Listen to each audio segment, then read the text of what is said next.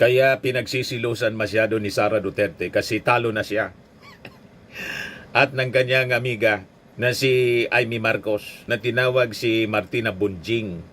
Si Sara tinawag si Martina Tambaloslos.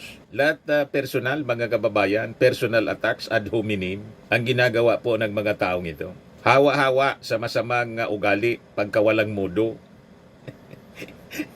You see?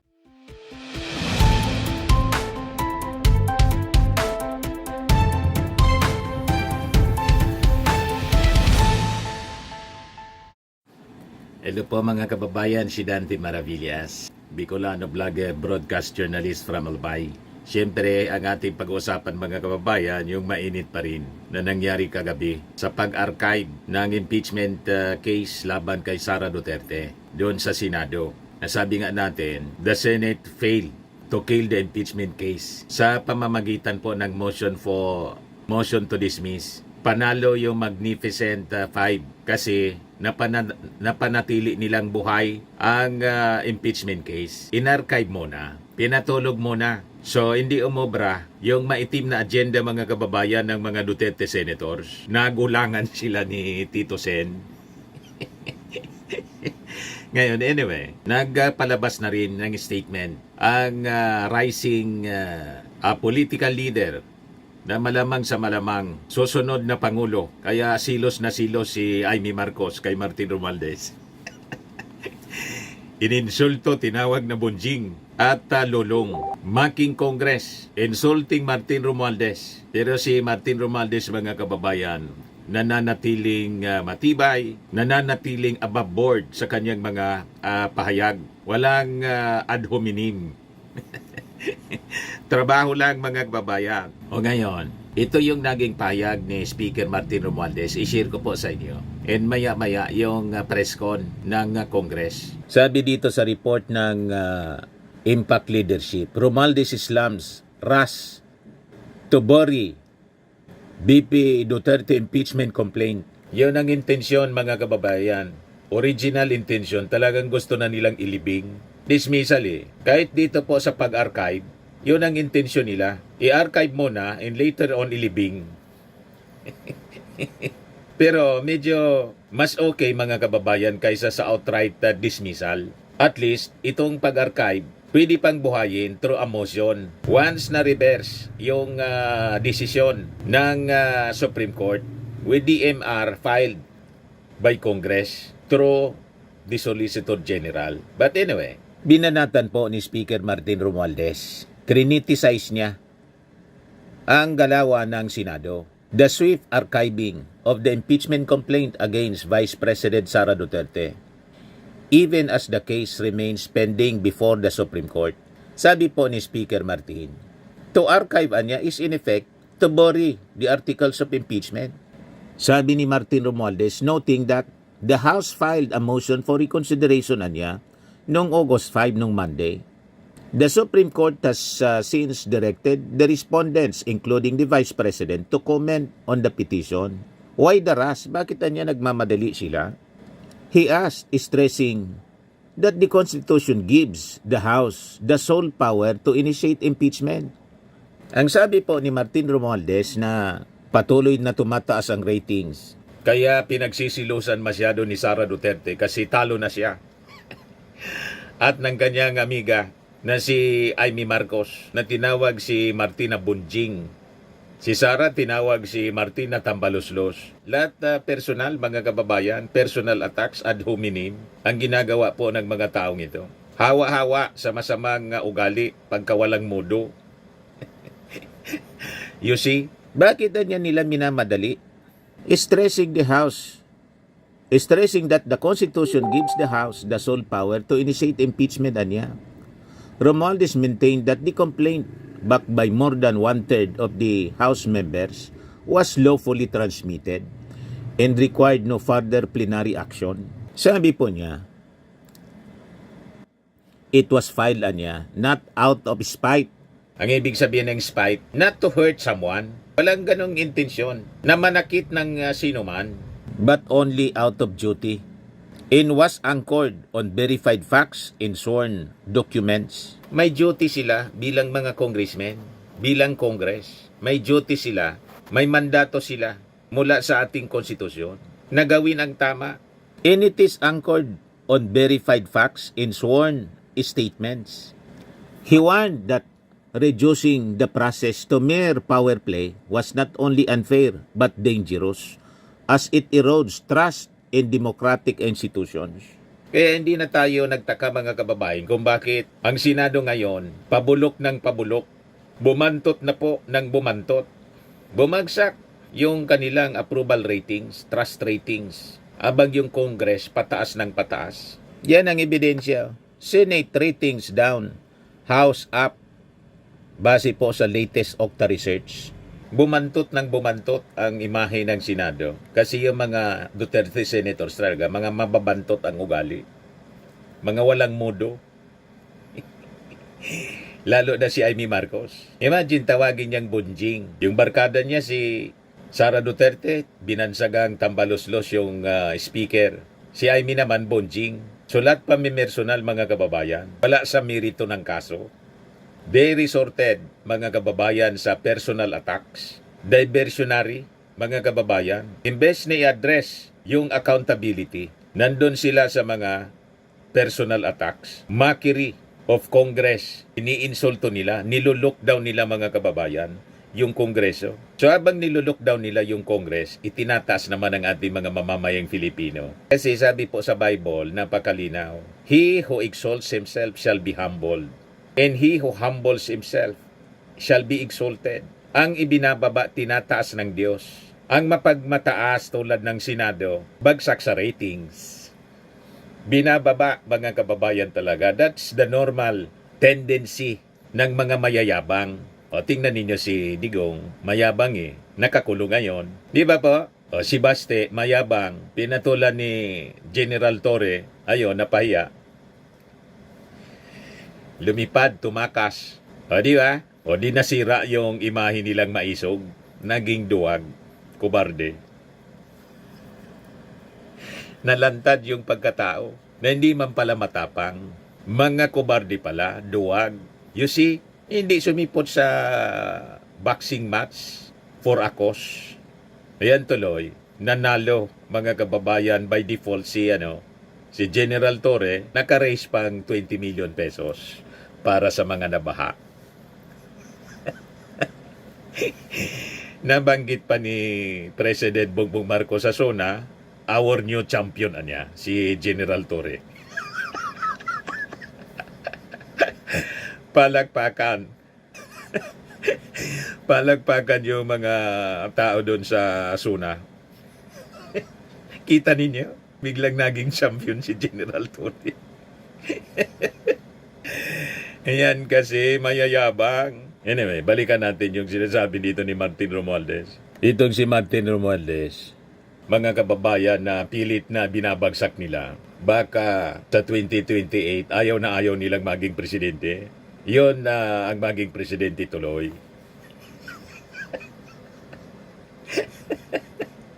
Pataas ng batas yung ratings ni Martin, talo na si Chis Escudero at si Sara. Dati nasa napakalayo si Martin Romualdez sa mga surveys. Nasa dulo. Ngayon, pangalawa na. Mataas yung ating Pangulo. Sunod na si Martin. Kaya malamang sa malamang, si Martin ang susunod na Pangulo. Magsisirko-sirko nito yung mga DDS. Si Sara at si Amy Marcos.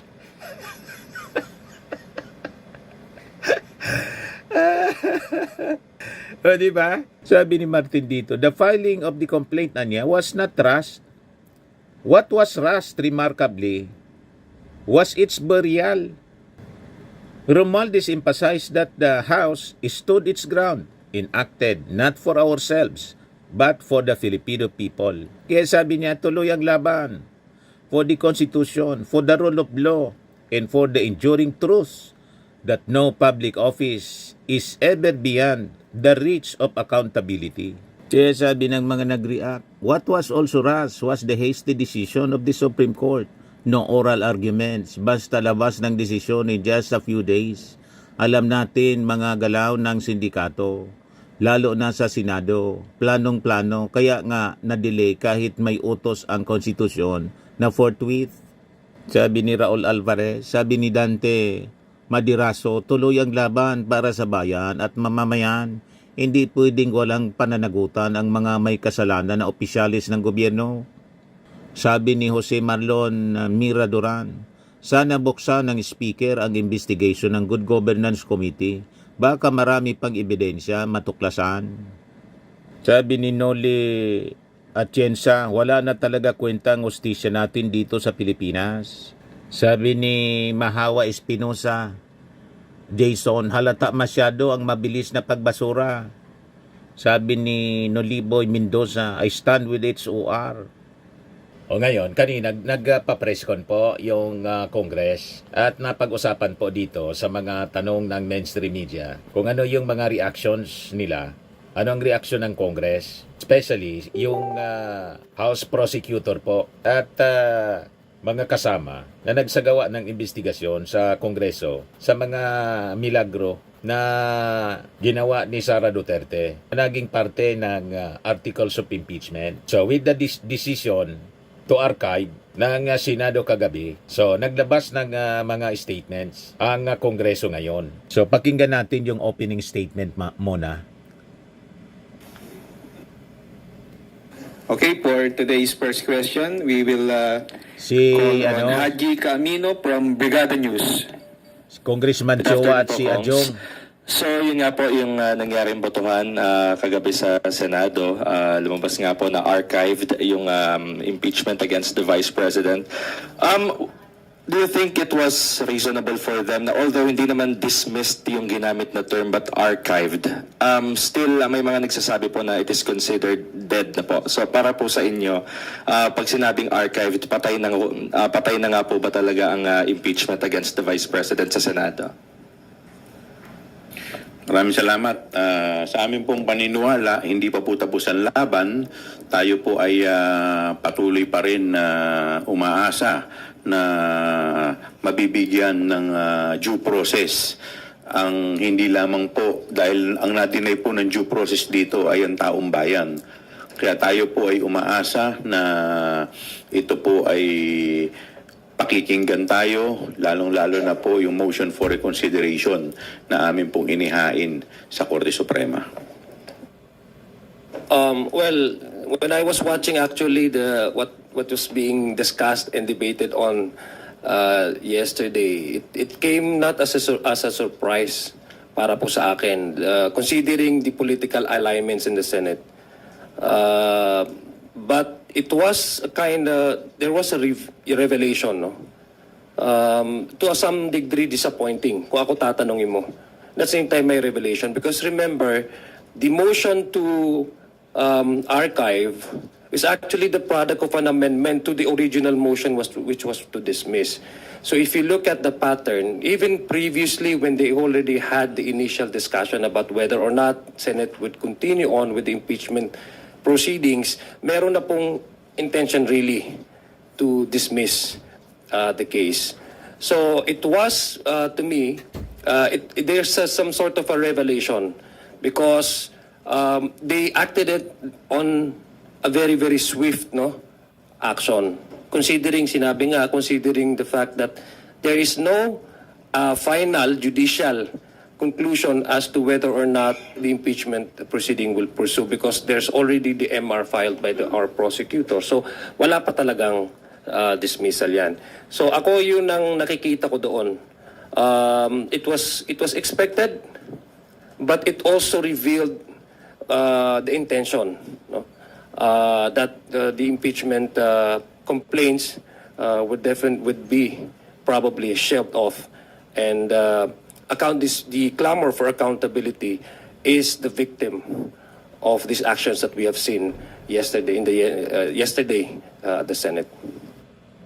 So malinaw po, kahit sino yung tanungin, ang desisyon mga kababayan ng Senado to archive na yung unang motion to dismiss ay para pagtakpan ang mga kamalian po ni Sara Duterte. Yun ang masama doon. So sa kanila, okay lang mga kababayan, nakalimutan na lang yung pagbabanta sa ating Pangulong Bongbong Marcos na papatayin ni Sara, si Lisa Marcos at si Martin Romualdez. Kalimutan na lang mga kababayan yung pagastos ng milyon-milyon, more than half billion pesos na confidential fund sa mga chichirya. Dapat kalimutan na lang natin. Yan ang mensahe doon sa naging desisyon ng mga Duterte senators.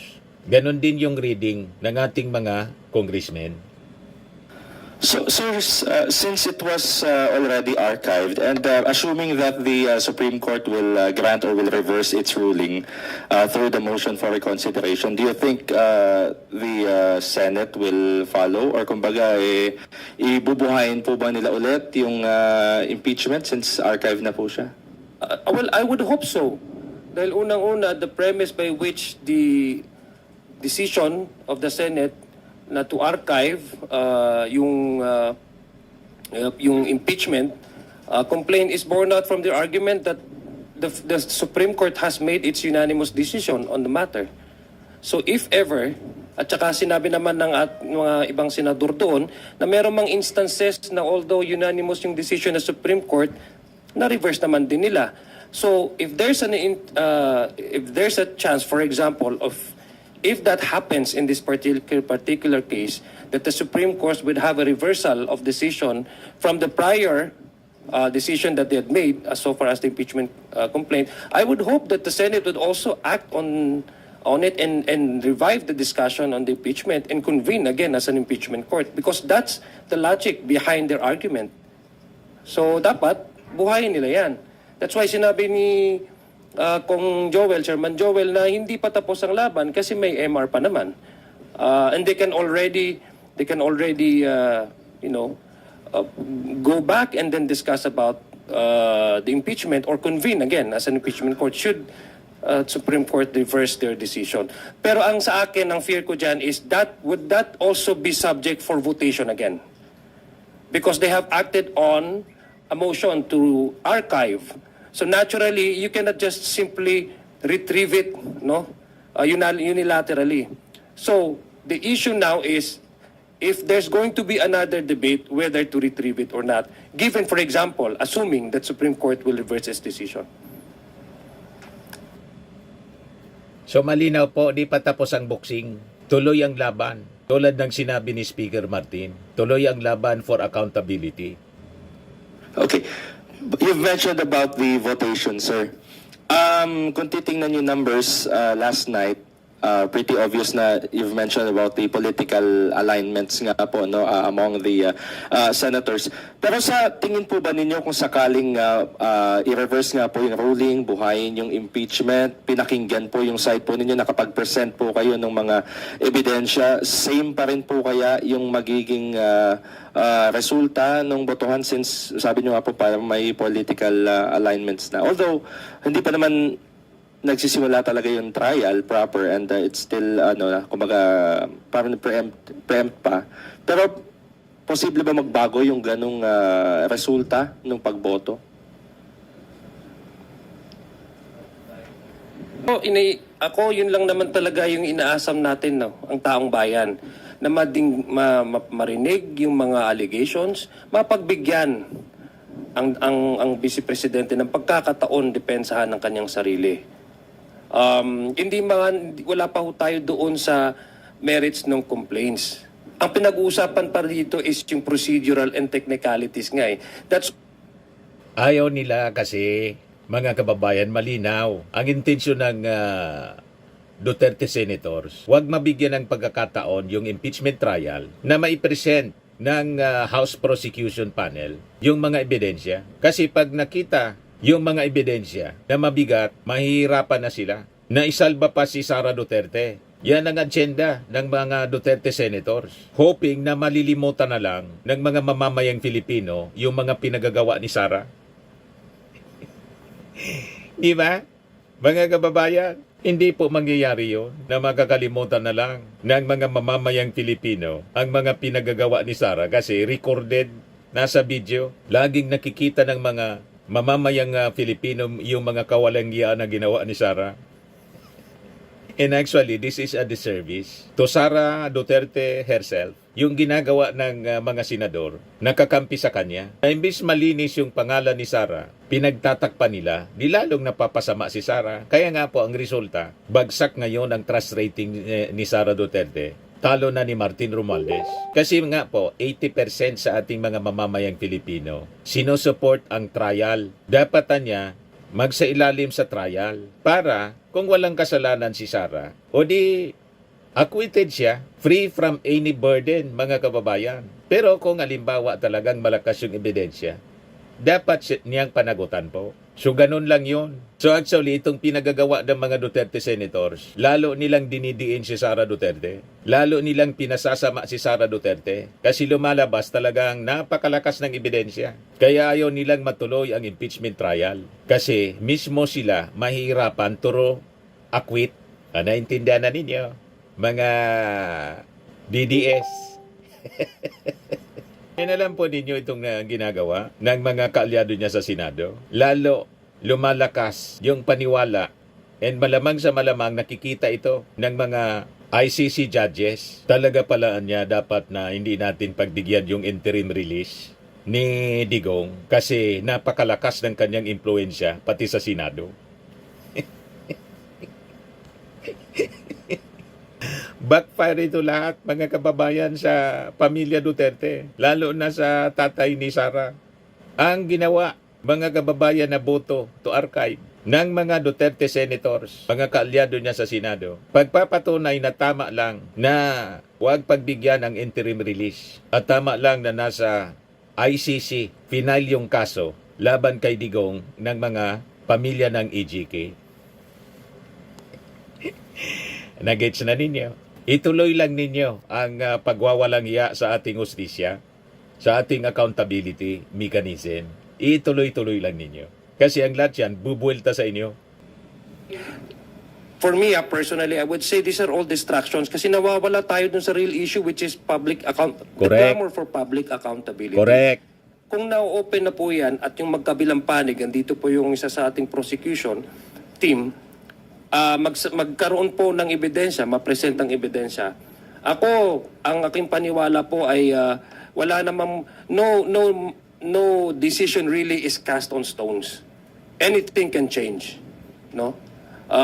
Even the Supreme Court has changed its decision many times over at sinabi naman yun ng ating kagalang-galang na senador. So ako naniniwala ko if the impeachment court continues on and allow both panels, the defense and the prosecution to present their evidences, their witnesses, there's going to be probably, I hope, and I'm sure of it, that some of these senators who are really limited to only focusing on the technicalities must also see the bigger picture, which is accountability. Tama po ba yung pagkakaintindi ko? Ang tanong ninyo, kung sakasakaling magbago ang desisyon ng Korte Suprema, kung ganun pa rin ang numero kung ito'y bubuhayin pag magbobotohan? Opo. Tingin ko po dapat unanimous. Kasi meron pong 5. Tapos may 19 po na hindi po nabumoto po na i-archive. Tama po ba? So, dapat po maging unanimous. Kasi po itong 19, ang sinasabi po nila, tinadahilan nila ay yung ruling ng Korte Suprema. So, kung magre-reverse po ang Korte Suprema sa kanilang ruling, dahil yun po ang sinasabi nila, adherence to the law, so dapat po lahat sila ay bumoto para buhayin ito. Correct. Pero I doubt. Hanap na naman po ng palusot, sigurado itong mga Duterte senators, para hindi mabuhay ang na-archive, mga kababayan, na impeachment case. Sigurado, ganon ang magiging sistema, aksyon nitong mga Duterte senators. Napakalinaw po ang agenda nila. Pagtakpan si Sara Duterte at all cost. Yan po, mga kababayan, ang totoo niyan. Kasi tingnan ninyo, nung forthwith, trial shall forthwith proceed na mandato ng konstitusyon, hindi nila sinunod. Pero yung immediately executory na sinabi ng Supreme Court, maski po hindi pa final, in-implement nila forthwith. Na ang ibig sabihin, parehas man lang po ang ibig sabihin forthwith, agad-agad, parehas din ang mga salita na immediately executory. Ang pagkakaiba, mga kababayan, pagkakaiba lang, hindi pa siya final itong utos ng Korte Suprema, desisyon ng Korte Suprema. Habang hindi pa final, inimplement nila forthwith. Pero yung forthwith na mandato ng konstitusyon, hindi nila inimplement immediately executory to proceed with the trial. Kasi nga po, hindi pabor sa kanilang patron na si Sara Duterte. Kaya hindi nila inimplement yung mandato. Pero itong executory, immediately executory, kasi pabor sa kanilang patron, inimplement nila. Agad-agad, niras nila. Isang session nga lang po. You see, napakalinaw ang biases, mga kababayan, nitong mga Duterte senators. Kaya hindi na tayo nagtaka kung bakit bumantot ng bumantot ang imahe ng Senado sa ating mga mamamayang Pilipino. Dahil sa kanilang sariling kagagawan, pinabantot nila yung kanilang sarili. Last point na lang po, Kung Joel, may clamors po, may mga nagsasabi na kung sakasakaling tuluyan nga pong hindi umusad or mamatay na talaga yung impeachment against the Vice President, ay meron pa naman daw pong other venues such as House hearings. So, you being the chair of the House Committee on Good Government and Public Accountability, although kailangan nga po ng resolution for inquiries in aid of legislation, but will you pursue the issues kumbaga surrounding the Vice President sa good government and public accountability para lang maituloy kumbaga yung mga hindi na ipe-present sa Senate sa Senate Impeachment Court na dapat ay marinig po ng taong bayan? Doon po sa articles of impeachment, dalawa lamang po ang nakapaloob po dito na amin pong hinir. Now, when it comes to the issue of confidential fund at saka yung bribery issue, ito po ay nagsumiti na po kami sa plenaryo ng aming recommendation. So, sa ngayon po, wala pa pong pinag-uusapan dahil sa ngayon nasa proseso. So, nasa proseso pa po kami ng pagbubuo ng mga committee at kung sino po ang mga magiging miyembro. So, sa ngayon, wala pa pong pinag-uusapan tungkol po dyan. We'll take the next questions from Milky Regonan of DZRH. Good afternoon, Congressman. Sa nominal voting kagabi ng mga senators, instead of explaining their votes, most of them attack the House Speaker. Your comments, please. Kami po kasi, hindi po kami nagre-resort sa mga ad hominem. So kami po ginagalang po namin ang Senado at ang mga, lalong-lalo na ang Senado bilang isang institusyon. O kita na ninyo kung bakit mabango ang imahe. Approve sa nakakarami nating mga kababayan ang Kongreso kaysa Senado ngayon. Kasi ang mga congressmen natin never na nag-resort po sa ad hominem. Never na nag-resort sa personal attacks. Issue-based mga kababayan ang ating mga congressmen. Hindi po sila namimersonal. Di tulad ng mga senador. Napakarami sa kanila mga kababayan. Lalo na ngayon si Amy Marcos. Personal attacks ang ginagawa. Worse, ang kanyang inaatake po. Kadugo niya, pinsang buo si Martin Romualdez. Tinawag na bonjing, tinawag mga kababayan na baby lolong. Ibig sabihin buaya. So kung ang kadugo niya buaya, may lahing buaya siya. Mga kababayan, di ba ganon? May lahing buaya. Kung paniniwalaan natin, tama ang sinasabi ni Amy Marcos na si Martin Romualdez buaya, di pamilya siyang buaya kasi si Martin Romualdez, pinsang buo niya. Ang nanay niya si Imelda Marcos, madaling sabi, lahing buaya. Yan ang hindi nare-realize mga kababayan ni Amy Marcos. Ano Amy? Tanggap mo yung nanay mo, si Imelda Marcos, lahing buaya kasi Romualdez. Tinawag mo yung pinsang buo mo na lulong, baby lulong. Di ibig sabihin, si Imelda Marcos, matandang lulong. Matandang buaya. Tanggap mo na ngayon? Ganun ang sinabi po ninyo. Baby lulong, si Martin Romualdez. So in effect, pinsang buo mo, yung nanay mong si Imelda Lulong, matutuwa niyan yung mga dilawan. Kasi that is an admission ng mga akusasyon nila na mga buaya kayo.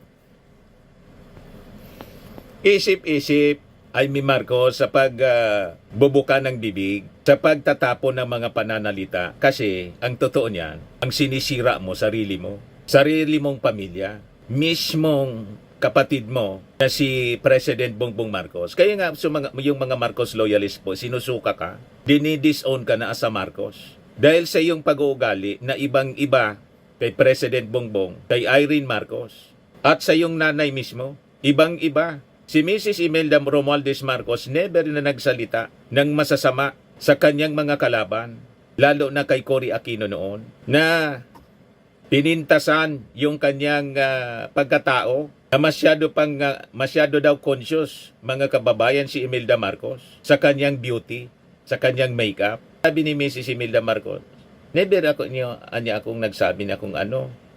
Amy Marcos, sinanay mo, panoorin mo, hindi ka nagmana sa kanyang gracefulness. Pakinggan ninyo mga kababayan, ang pagiging graceful ni Imelda Romualdez Marcos. I pitied her that she was still too concerned about the non-essentials. And I just disregarded it. I said, when you are living in a country where millions are unemployed, where millions are hungry, and you still worry about the kind of makeup or the kind of hairstyle that you would like to be seen in, then it's just too bad that she never realized what her obligations were. Oh my God. Kita ninyo? I'm so sad about that thing. I never did talk to her. I never said anything about her looks. I said something about what I said for myself. I just don't like yellow because it reminds me of a lemon and jaundice. What is the scene that you most miss seeing in the Philippines? It's not the scene that I am nostalgic about my country. It is the smile of the people. I want them to smile again. I want them to be happy again. I want them to have a human face. I want them to have dignity that they so deserve as human beings. Sorry. We are made to look like criminals. Malayo sa pag-ugali, mga kababayan ng kanyang nanay, si Amy Marcos. Si Imelda Marcos, hindi mo maringgan ng masamang salita. Ininsulto na ni Cory Aquino. Ang sabi ni Mrs. Marcos, oh my God, hindi man lang anya ako magsabi ng kung ano, tungkol sa kanyang, hindi man lang anya ako nagsasabi ng kung ano, about her looks, about sa itsura niya.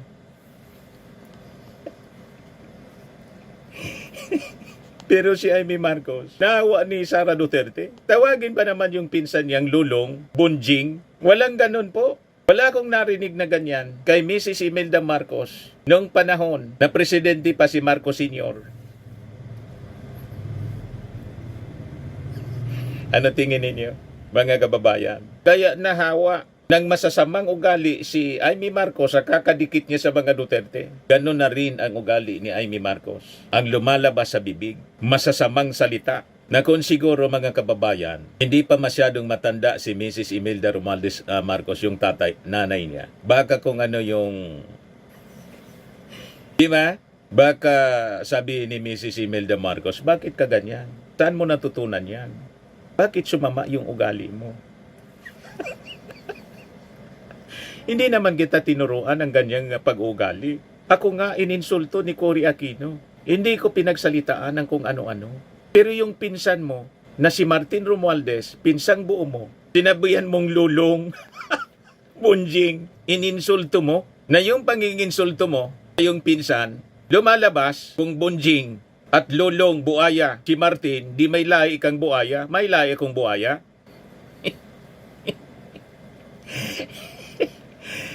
Ganon mga kababayan. Buti pa yung kanyang kapatid na si Marcos Jr. Inuna ng reaction, sabi ng ating Pangulo, I have not refused to comment on the impeachment process. I just said I've made it very clear that executive, the President has very little role to play in the process. Suwabe. Kung magsalita yung ating Pangulo, suwabe. And in fact, nung banta ni Sara, ipapapatay niya yung ating Pangulo, si Mrs. Lisa Marcos at saka si Martin. Ang sabi lang ng ating Pangulo, ang pinakamabigat na niyang sinabi, ito'y anyay aking papalagan. Yun lang ang sinabi. O ngayon, tinanong yung ating Pangulo whether he thinks that Vice President Sara Duterte is capable of getting him killed, citing the death threat she publicly made last year. Alam po ninyong sabi ng ating Pangulo, I don't know. He, however, said that his position always comes with some kind of threats and he takes them seriously. I don't know, sabi ng ating Pangulo. You know, but I really not in a position to say what that's about. But you have to be careful. But then, you know, in my position, there always is some kind of threat and we take them all very seriously. Nakita ninyo? Napaka-refined ng pag-uugali ng ating Pangulo. At napakaingat niya na magbitaw ng mga salita. Yung Vice Presidente. Kaya nga po nasadlak siya sa patong-patong na problema. Dahil hindi niya makontrol ang kanyang emosyon, ang kanyang pananalita, ang kanyang pag-ugali. Napakagaspang mga kababayan. At ang kagaspangan ni Sara Duterte mga kababayan, nahawa na si Amy Marcos. Yun ang nakakalungkot. Kaya lang hindi na mapagsabihan, matanda na rin kasi si Amy at matanda na rin yung kanyang nanay na napaka-graceful mga kababayan ng pag-uugali. Hindi mo maringgan ng masasamang salita. Ni sa itsura mga kababayan, no? Di ba? Very lovely First Lady. I pitied her that she was still too concerned about the non-essentials. And I just disregarded that. I said, when you are living Kita in ninyo a country itsura po, oh. where millions are unemployed, where millions are hungry, and you still worry about the kind of makeup or the kind of hairstyle that you would like to be seen Yeah, in, then napakamaldita it's just too ni Cory bad Aquino. that she never realized what her obligations were. Oh my God. O kita ninyo? Natawa lang I'm siya. so sad about that thing. I never did talk to her. I never said Napaka-cute ng anything reaction about niya, her oh. looks. I said something about what I said for myself. I just don't like yellow because it reminds me of a lemon and jaundice. What is the scene that you most miss seeing in the Philippines? It's not the scene that I am nostalgic about my country. Nakakaiyak It siya. is the smile of the people. I want them to smile again. I want them to be happy again. I want Lahat them to lang have yung a ating human mga face. mamamayan iniisip ni Mrs. Marcos. Oh. I want them to have dignity You see? that they so deserve as human beings.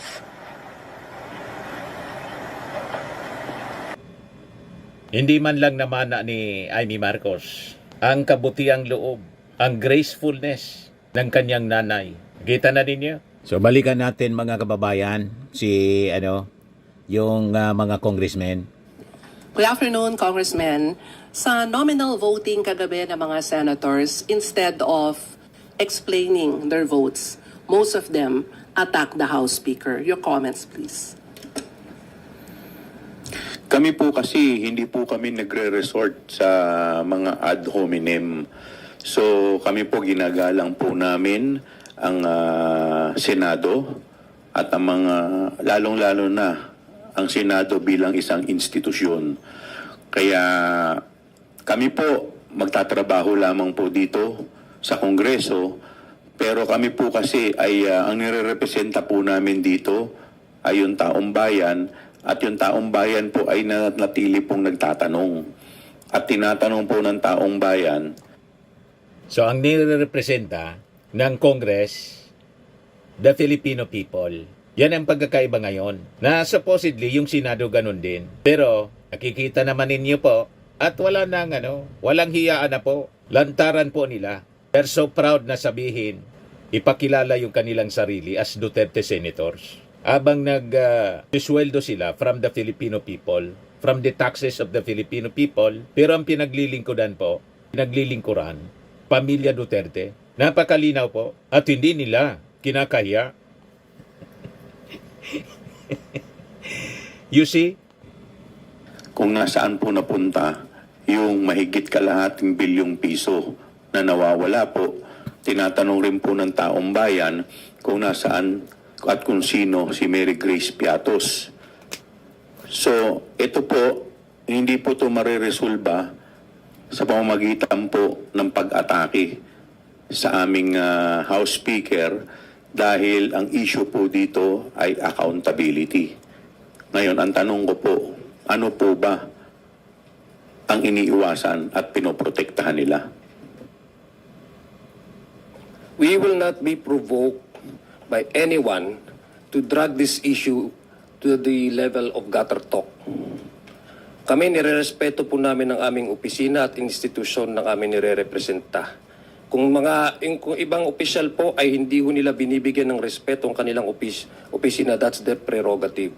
But we will not allow this discussion, this important discussion, which is the public clamor for accountability, be made as a form of joke or to trivialize it by way of attacking personalities. Hindi ho namin i-allow yon. And I hope our counterpart in the Senate will still maintain the proper decorum and extend parliamentary courtesy. Remember, kayo po, ang taong bayan, alam po nila ito. Since the start of this issue on the impeachment, the allegations of corruption, the acknowledgement receipts, the threatening the lives of sitting president, the first lady and speaker, wala ho kayong narinig ni isa sa amin na ininsulto ang mga nakaupong huwes, mga upong senador. Never. And we never did that. We will never do that. So we expect the same courtesies from our counterpart to maintain proper decorum. If the issue really is about technicalities, then let's focus on technicalities. If the issue is about accountability, the prosecution team is more than willing to present to the impeachment court their evidences and suggest. So I would hope that those insinuations should be stopped because they're uncalled for at it will do no good to anyone. It only reflects the character of the one saying it. Congressman. So, meron ba kayong... And that, we've already did that, we practiced that, we observed that, and for the longest time, we've been saying we will work according to the timeline of the Senate sitting on this impeachment court. We have extended all the respect and the courtesies that I guess our counterpart in the Senate deserves. I also have my personal opinions about each and every one of them, but I will keep that to myself because my office demands that I should act accordingly. Ang panawagan po ay mula kay Senator Amy Marcos kagabi. So meron ba kayong personal appeal to the senator? Because ang sabi rin niya sa plenary kagabi, nananawagan siya na kung meron daw dapat palitan, it should be the House Speaker. Any message po, Kong Zia and Kong Joel? First of all, the House decides as a whole. Our decision is based on what the Speaker has delivered. We delivered 100% of the LEDAC priorities. He is inclusive, he listens to all concerns, and he actually inspired us to work harder as representatives. So that is the basis why all of us voted Speaker Martin Romualdez to remain in the speakership in this 20th Congress. As to exactly what would be my personal opinion, sabi ko nga, I have personal opinions on each of these senators, but I keep it to myself. I would just like to borrow her own words, no? To make Dedma, to make Patol is human, to Dedma is divine. So, Dedma na lang kami.